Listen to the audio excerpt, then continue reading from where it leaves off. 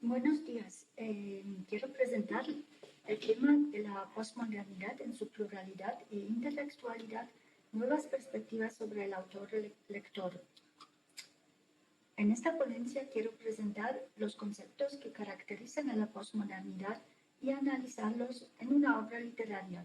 Quiero, por tanto, examinar, entre otros, los siguientes aspectos. ¿Cómo se lee una novela posmoderna? ¿Y qué competencias debe dominar un lector posmoderno?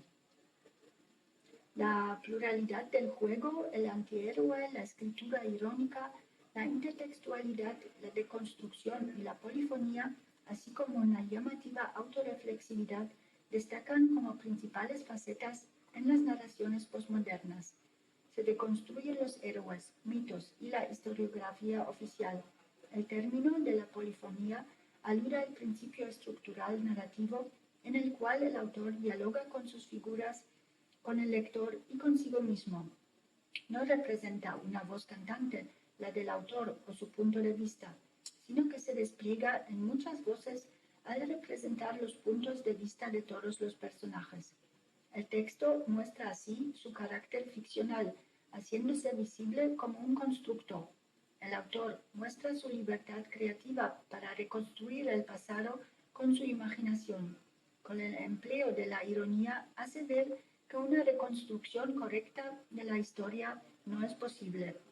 Las características de un modo de narrar que llamamos poco fiable se revelan a través de las técnicas de citar, el pluralismo con la apertura a las percepciones individuales y las lecturas subjetivas, la relación significativa con los modelos conocidos y sus transformaciones. Estas facetas son las que el lector debe aprender a afrontar a lo largo de la lectura y escuchar la voz autorreflexiva del autor.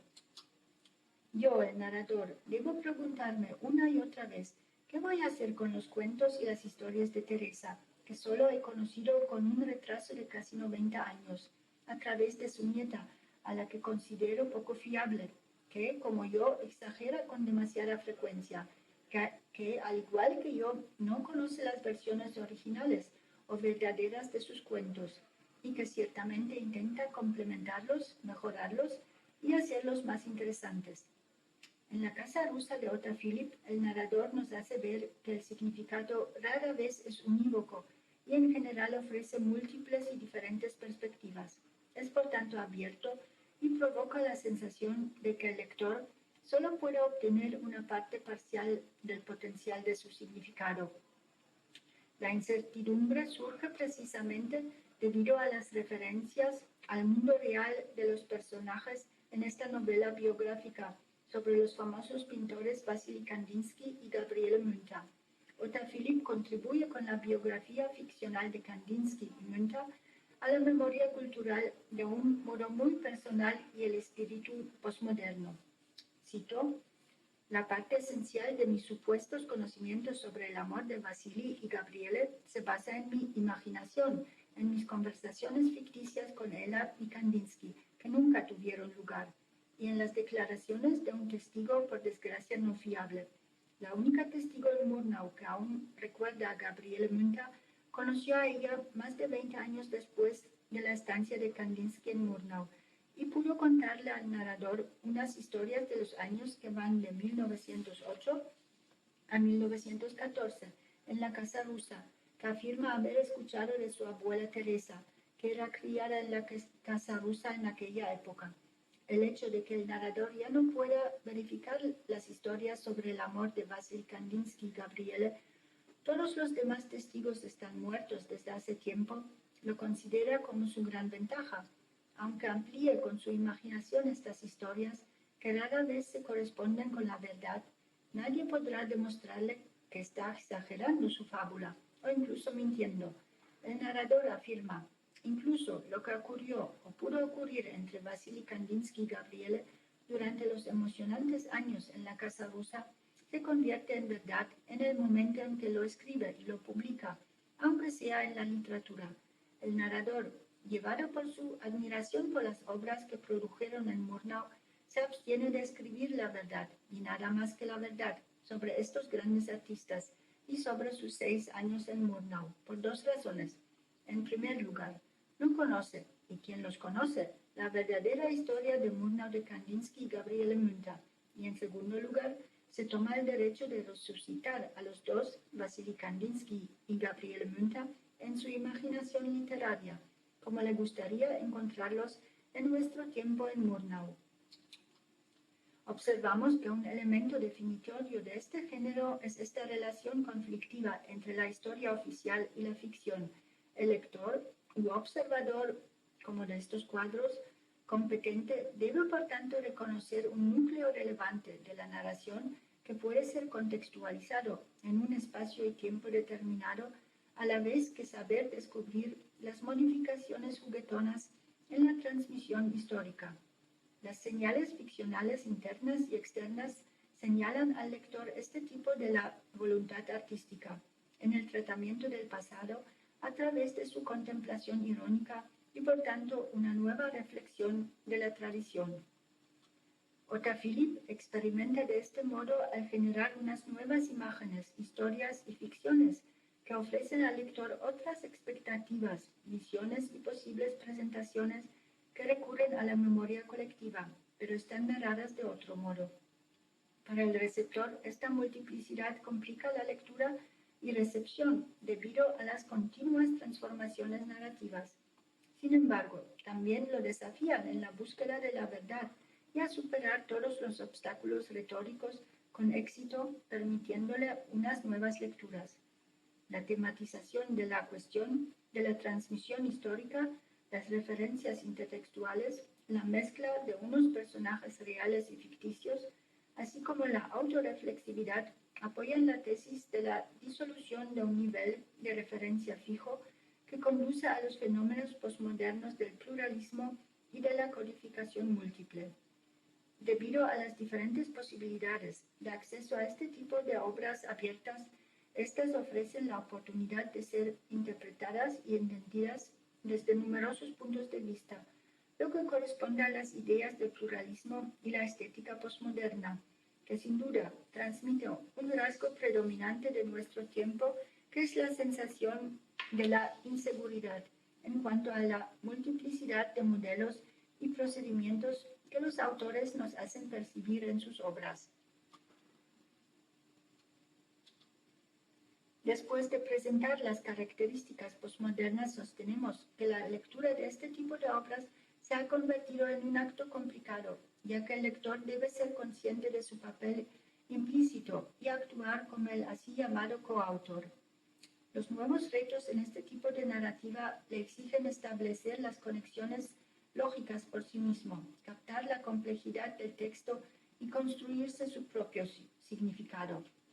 Con este cambio de paradigma queremos hacer también referencia al movimiento estético crítico y la estética de la recepción, y con ella en concreto a la indispensable colaboración del lector en el acto de la recepción, interpretación y apropiación personal de la obra para que se constituya el significado personal que busca el lector.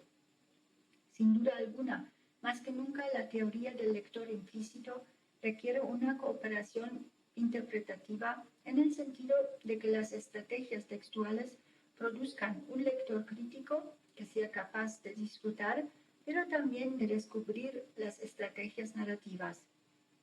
En este sentido, este tipo de narrador poco fiable no narra toda la verdad, sino que le pide al lector indirectamente reconstruir una segunda versión de la historia que se narra. Sin embargo, este tipo de narrador no fiable puede considerarse como muy valioso, ya que exige un lector activo, quien está obligado a cuestionar permanentemente la información proporcionada y a comprobar su verdad. Otta Philipp manifiesta expresamente esta cuestión con las siguientes palabras. Cito: primero, todas las historias, incluso las bellamente poéticas y las mentiras bien intencionadas, siempre tienen un núcleo de verdad. Y en segundo lugar, aunque algunas o muchas de las historias de Teresa en la reproducción de su nieta no sean ciertas o no sean del todo ciertas, siguen perteneciendo hoy a la historia del amor fallido entre ella y Gospodin Kandinsky. Me arriesgaré y me ceñiré a las historias de Teresa de la Casa Rusa, tal y como las he escuchado. Aún así, me estremece pensar que después de casi 90 años, ¿y qué son 90 años en la historia? Nada, un abrir y cerrar de ojos en el tiempo. Incluso en la historia de este amor, las líneas entre la verdad y la no verdad, tal y como las retratan los testigos contemporáneos, se han difuminado. Oh, cómo me gustaría poder contar un gran amor entre Ella y Vasya. A mí, el narrador, no me queda más remedio que enriquecer muchos puntos oscuros de la convivencia de 6 años de los dos grandes artistas con unas historias que, es cierto, nunca ocurrieron en la Casa Rusa. La mera probabilidad de que hayan podido tener lugar en la Casa Rusa me da la justificada pretensión de inventarlas o fabularlas con los medios que la literatura pone a mi alcance. El lector se encuentra ante la situación de tener que conseguir un sentido y una verdad sirviéndose para ello del único medio que le une con el texto y que es la indeterminación. El sentido que se puede dar a los elementos de esta indeterminación es una responsabilidad que atañe solo al lector. Esta actividad especial de cooperación surge a partir de una relación de la realidad del texto con la vida extratextual. De ahí que las realizaciones y asignaciones de sentido siempre queden abiertas a nuevas posibilidades. La ambigüedad que se ha convertido en un objetivo central de la escritura postmoderna, igualmente que la abertura, la incertidumbre, desconfianza y pérdida de unas directrices fiables, con la pérdida de un marco de referencia se presenta la cuestión por el sentido y la aleatoriedad, la autodeterminación y el destino a la que el individuo tiene que responder a través de la colaboración mental con el lector-receptor. La biografía ficcional de la Casa Rusa como un texto estético que sobre la base de hechos verificables a través de unos procedimientos literarios de selección y acentuación, comparación y metafórica, ofrece una nueva interpretación o visión de los personajes. Por tanto, nos encontramos con una relación ambigua de los hechos biográficos, el tiempo, la verdad, que el autor advierte al lector a lo largo del texto. Cito: en la infeliz historia de amor entre Vasily Vasilievich Rita von Kandinsky y Gabriele Münter, el narrador limita el poder del tiempo y sus procesos sobre nosotros y nuestras historias a lo más necesario.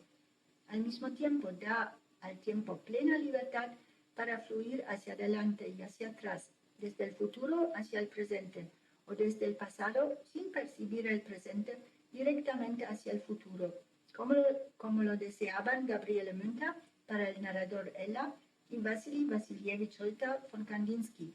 Al igual que Vasily Kandinsky, el narrador omite a menudo Rita y von, y Gabriele Münter no fragmentará con fechas los 6 años de su relación de 1908 a 1914, durante los cuales ambos vivieron en la casa de Ella en Murnau, sino que los describirá como un único periodo de tiempo en el que estos maravillosos artistas sufrieron mucho y crearon cosas maravillosas en el proceso.